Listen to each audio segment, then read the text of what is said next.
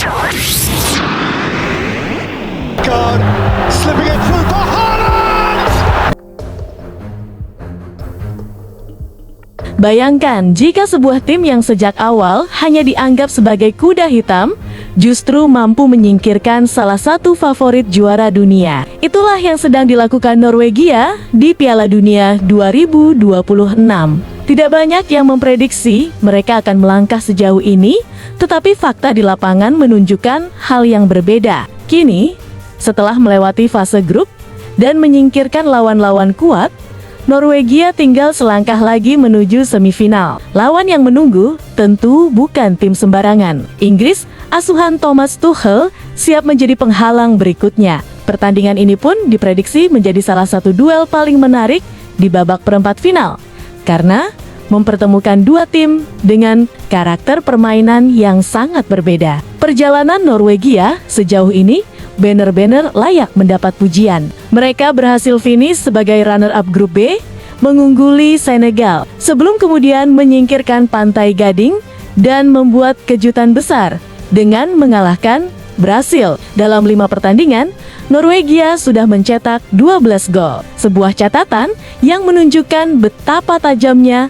lini serang mereka. Namun, kekuatan Norwegia bukan hanya terletak pada Erling Haaland. Tim asuhan Ståle Solbakken memiliki organisasi permainan yang sangat rapi. Mereka mampu memainkan bola dengan sabar dari lini belakang, tetapi juga bisa berubah menjadi tim yang sangat cepat ketika melakukan serangan balik. Inilah yang membuat banyak lawan kesulitan membaca permainan mereka. Dan yang paling menarik, semuanya dimulai dari penjaga gawang, Orjan Nilan. Ia bukan sekadar kiper yang bertugas menghalau tembakan lawan, tetapi juga menjadi awal dari hampir setiap serangan Norwegia, baik melalui umpan pendek maupun umpan panjang ke Alexander Sørloth. Nilan mampu membantu timnya keluar dari tekanan lawan. Masalahnya bukan cuma itu. Jika Inggris terlalu fokus menghentikan Haaland, pemain-pemain lain justru bisa mendapatkan ruang untuk menciptakan peluang. Karena itulah, Thomas Tuchel harus menyiapkan strategi yang benar-benar matang jika ingin membawa Inggris lolos ke semifinal.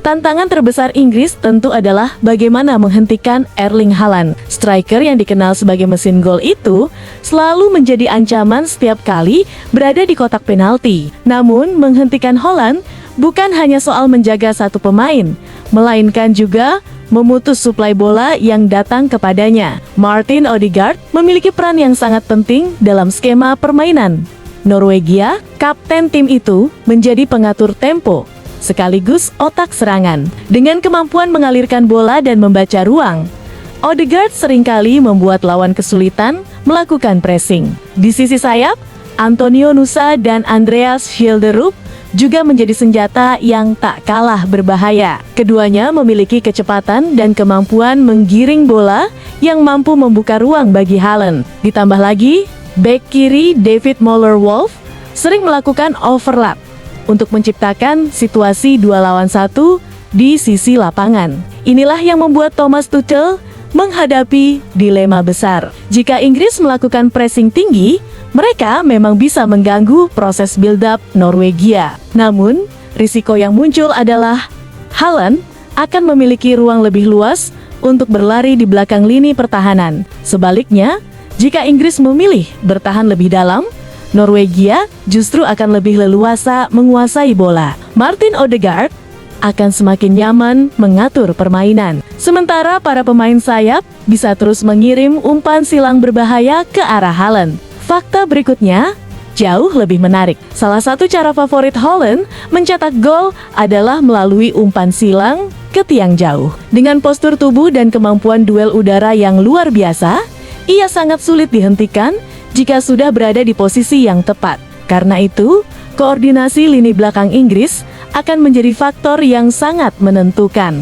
Meski begitu, Inggris juga memiliki banyak senjata untuk memberikan perlawanan. Kehadiran Harry Kane, Jude Bellingham, Declan Rice, Anthony Gordon, hingga Noni Madueke membuat The Three Lions memiliki kualitas yang tidak kalah berbahaya. Salah satu cara yang kemungkinan akan digunakan Inggris adalah memanfaatkan serangan balik cepat. Saat Norwegia terlalu banyak mengirim pemain ke depan, akan muncul ruang kosong di lini belakang yang bisa dimanfaatkan oleh pemain-pemain cepat Inggris. Brasil sebenarnya sempat beberapa kali menciptakan peluang melalui pola seperti ini, meski gagal mengubahnya menjadi gol. Karena itu, pertandingan ini diperkirakan akan lebih banyak ditentukan oleh duel taktik dibanding sekadar kualitas individu. Thomas Tuchel harus menemukan cara menghentikan build-up Norwegia tanpa memberikan ruang kepada Holland. Di sisi lain, Ståle Solbakken tentu akan berusaha memanfaatkan setiap celah sekecil apapun di pertahanan Inggris. Inggris masih unggul jauh dalam catatan pertemuan kedua tim. Dari 12 laga yang telah dimainkan, Inggris meraih 7 kemenangan. Norwegia mengoleksi 2 kemenangan, sedangkan 3 pertandingan lainnya berakhir imbang. The Three Lions juga tidak terkalahkan dalam 4 pertemuan terakhir kontra Norwegia. Menariknya, tim Skandinavia gagal mencetak 1 gol pun dalam rentang 4 pertandingan tersebut dan hanya kebobolan 2 kali. 2 kemenangan terakhir, Inggris lahir lewat skor identik 1-0 pada laga persahabatan tahun 2012 dan 2014.